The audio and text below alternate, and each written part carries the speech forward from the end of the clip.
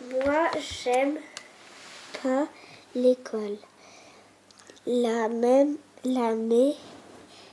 maîtresse nous oblige toujours à travailler.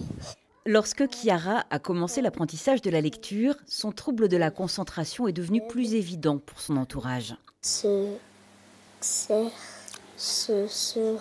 serait. Ses parents sont alors partis en quête de réponses et d'aide. Trouver un orthophoniste, obtenir un AVS, auxiliaire de vie scolaire, tout ça a pris du temps. Aujourd'hui, il manque encore une aide précieuse, un enseignant spécialisé qui passe dans l'école pour aiguiller parents et instituteurs. Aucun ne s'occupe de l'établissement de Chiara.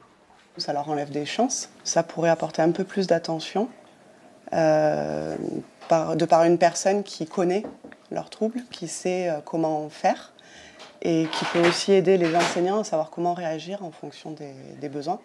En Ardèche méridionale comme ailleurs, beaucoup de ces postes d'enseignants spécialisés ont été supprimés. Ce sont eux qui viennent en appui pour des problèmes psychologiques, de comportement ou d'apprentissage, mais souvent leur rayon géographique d'action est trop grand ou leur poste vacant. Stéphane Pommel, à gauche, est à la tête d'une classe unique. Il a cette année 4 élèves en difficulté et pas de renfort.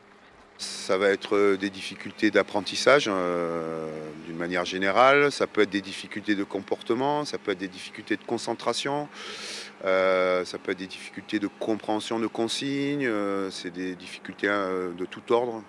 Dans le sud de l'Ardèche, les enseignants ont décidé de recenser leurs problèmes, de les adresser à l'inspection académique. Ce qu'ils veulent mettre en avant, leur impuissance face à la détresse d'élèves et de familles. Par le manque de moyens, on laisse beaucoup d'élèves au bord du chemin. L'éducation nationale n'a pas les moyens, ne met pas en place les moyens pour aider ces élèves en difficulté.